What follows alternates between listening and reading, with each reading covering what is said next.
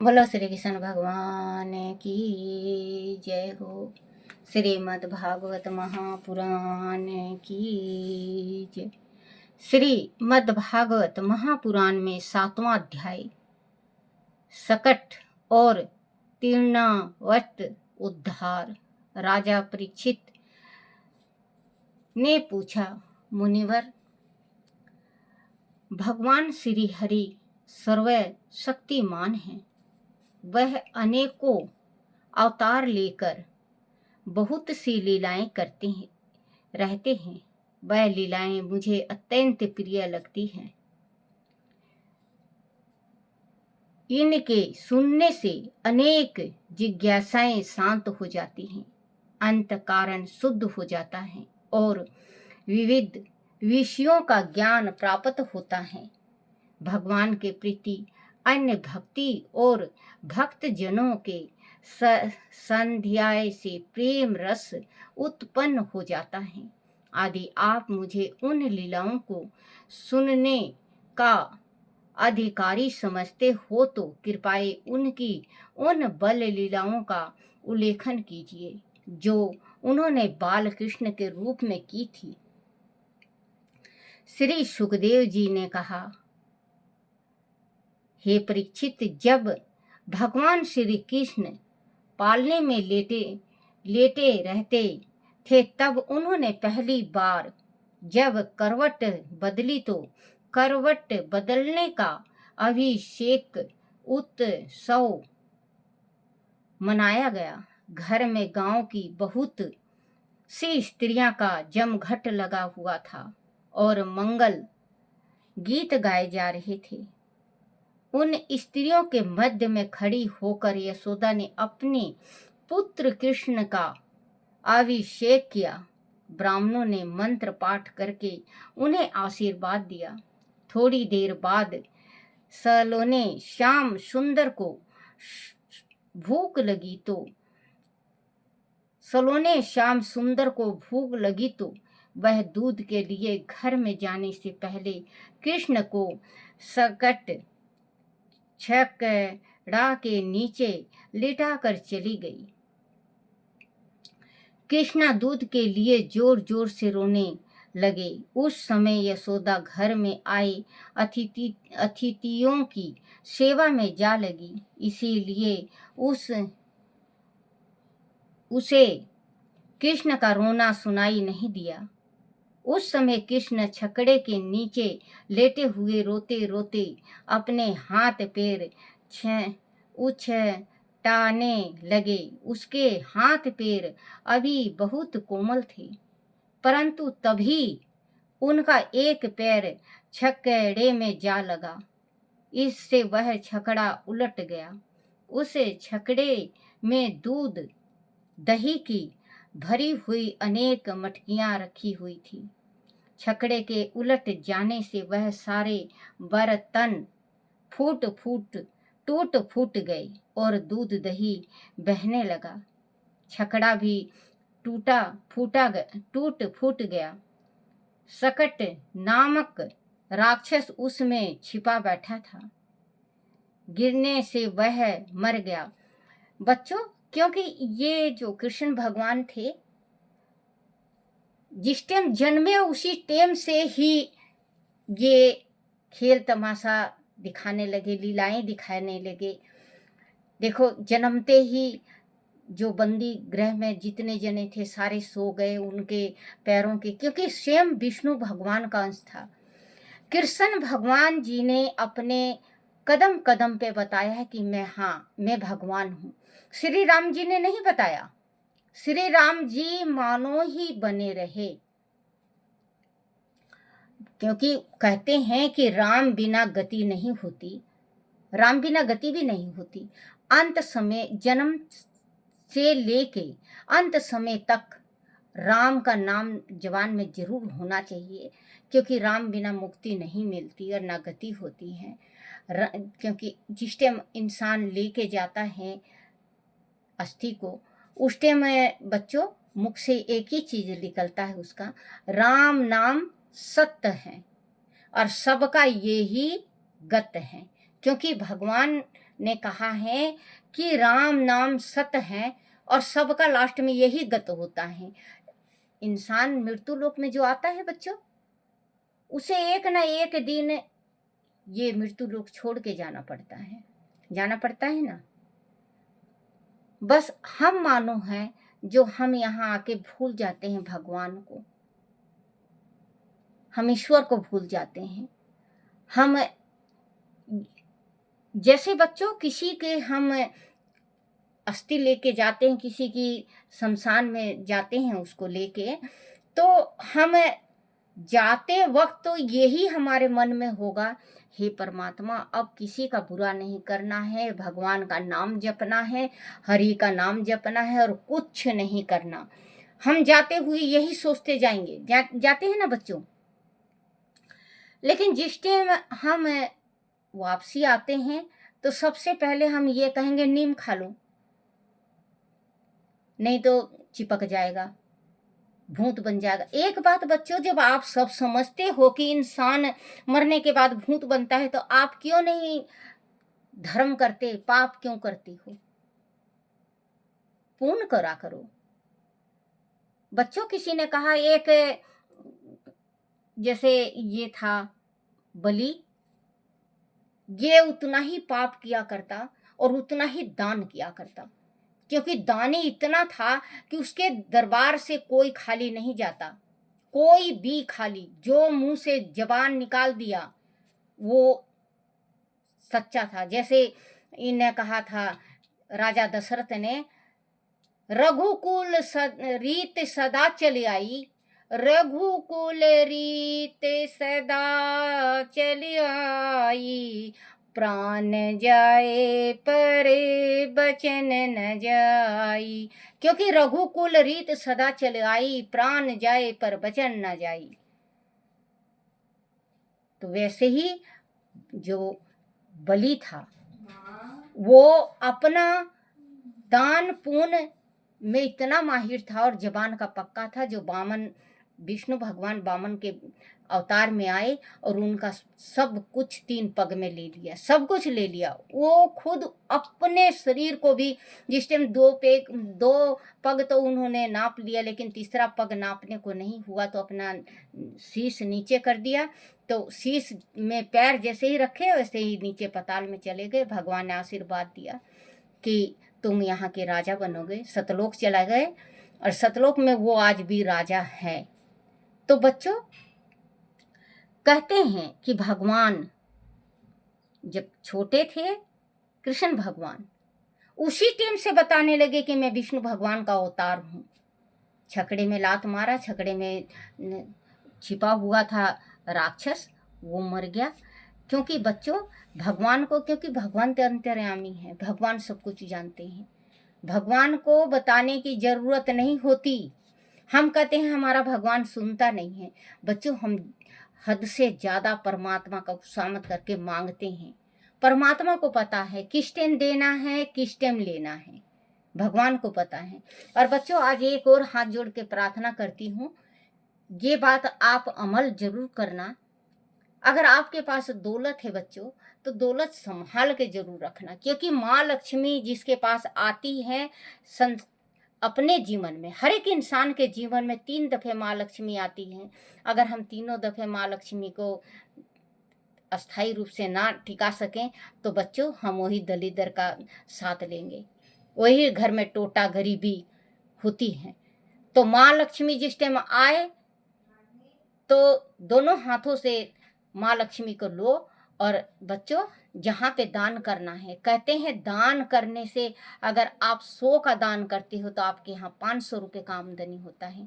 दान जरूर करो, भूखे को खाना खिलाओ, प्यासे को पानी पिलाओ और माँ लक्ष्मी का रोज पूजन किया करो, माँ लक्ष्मी का रोज पूजन किया करो। कहते हैं कि माँ लक्ष्मी का तस्वीर से या चांदी की मूर्तियाँ से, सोने की मूर्तियाँ से माँ लक्ष्मी की पूजन होती है। हाँ बच्चों, अगर सोने का चीज हो, अगर हमारे घर में तस्वीर मूर्ति ना हो, तो हमने सोने की जो अंगूठियाँ पहन रखी हैं माँ लक्ष्मी का, अगर हम नित्य नेम उस अंगूठी में कुमकुम लगा के और लाल चंदन पुष्प और अक्षत चढ़ा के माँ का पूजन करते हैं, और वो अक्षत हम कीड़ी चिड़ी को देते हैं, तो बच्चों माँ लक्ष्मी अस्थाई रूप से हमारे घर में विराजमान होगी, क्योंकि माँ लक्ष्मी का और विष्णु भगवान का पूजन करने से माँ लक्ष्मी आती हैं। विष्णु भगवान का जरूर पूजन करना चाहिए, माँ लक्ष्मी जी जरूर आएंगी। कहते हैं बच्चों, राधा राधा नाम जपने से राधे राधे जपो चले आएंगे बिहारी। भजन है ना एक, राधे राधे जपने से बिहारी जी आते हैं, भगवान खुद आएंगे। और विष्णु विष्णु जपने से माँ लक्ष्मी खुद आएंगी। तो बच्चों, भगवान श्री कृष्ण थे, देखो हम ये लीला गाते हैं, इसमें ही हमें ऐसा लगता है कि काश हम भी होते, शायद होंगे भी, आप भी होंगे बच्चों, मैं भी होंगी, लेकिन हमें याद तो नहीं है ना।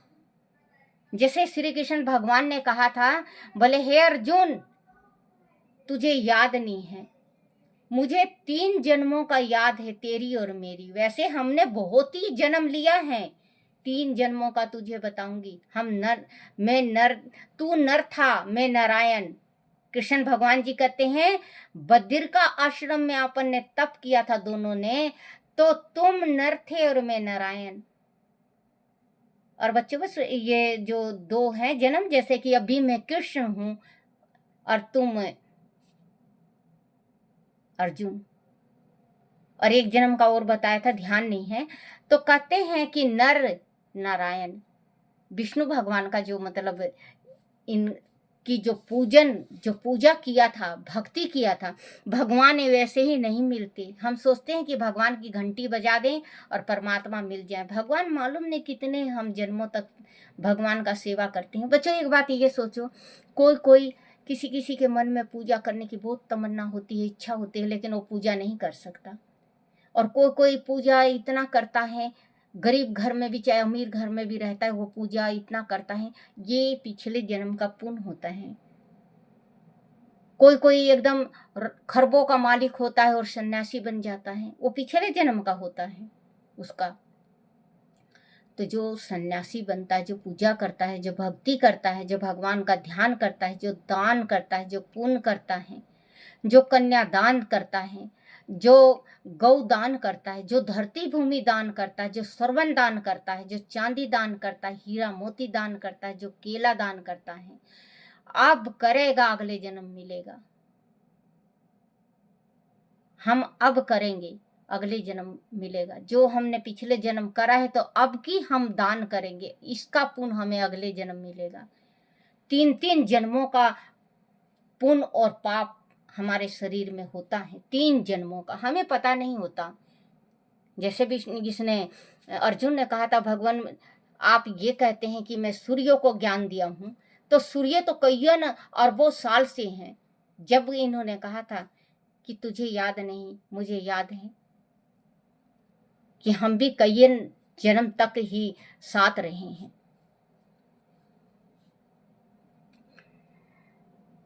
लगे उस समय यशोदा घर में आए अतिथियों की सेवा में जा लगी, इसीलिए उसे कृष्ण का रोना सुनाई नहीं दिया। उस समय कृष्ण छकड़े के नीचे लेटे हुए रोते रोते अपने हाथ पैर उछलाने लगे। उनके हाथ पैर अभी बहुत कोमल थे, परंतु तभी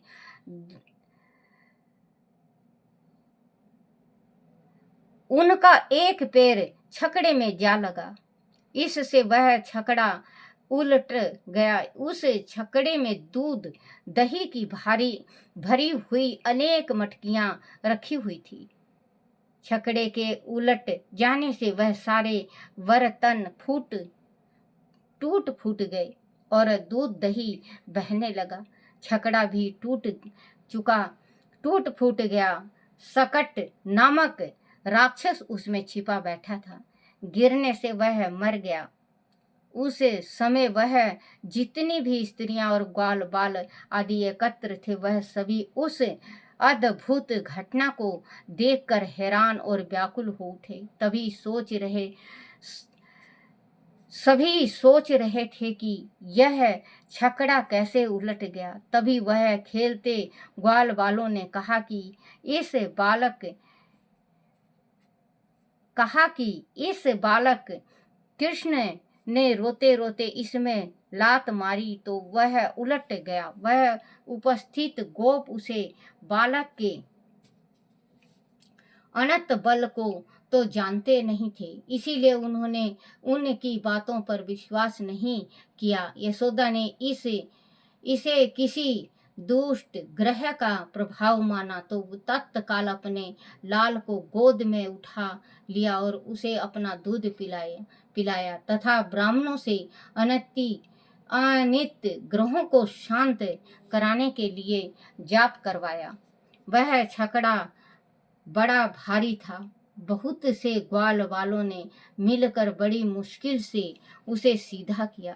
उस पर कि फिर से चीजें लाद दी। ब्राह्मणों ने उसे छकड़े और बाल कृष्ण की पूजा की। उसके बाद नंद बाबा ने सभी को भोजन और दान दक्षिणा वितरित करके विदा किया।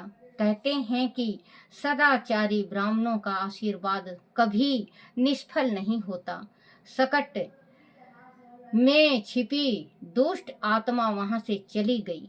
इस समय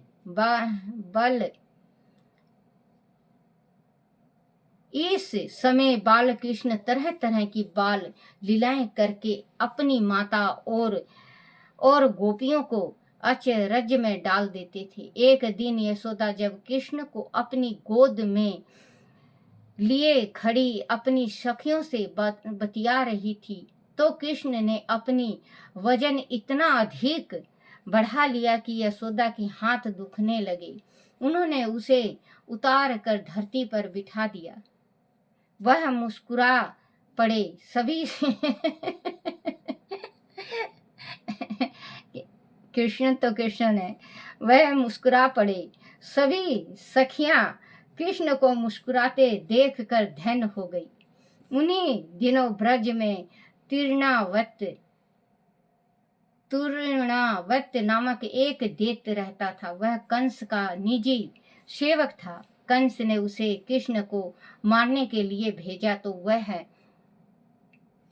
बाउंडर के रूप में वहां जा पहुंचा जहां कृष्ण बैठे खेल रहे थे। वह बाउंडर, बच्चों कृष्ण भगवान कुछ भी करते ना तो कुछ ना कुछ संकट आ जाता। देखो उन्होंने करवट लिया तो उसमें राक्षस छिपा था, दूध दही के साथ भी मारा गया वो। अब थोड़े से मुस्कुराए कृष्ण तो ये बाउंडर बन के आ गया। तो कृष्ण भगवान जब भी खुश होते तो कुछ ना कुछ उनके साथ घटित होना होता, क्योंकि कृष्ण भगवान को पता था कि अब कुछ ना कुछ करना है। बाउंडर बालक कृष्ण को कंस ने उसे सेवक था। कंस ने उसे कृष्ण को मारने के लिए भेजा तो वह बाउंडर के रूप में वहां जा पहुंचा जहां कृष्ण बैठे खेल रहे थे। वहां बाउंडर बालक कृष्ण को उड़ाकर आकाश में ले गया। सारा ब्रज और गोकुल धूल मिट्टी से ढक गया। उसी समय साय से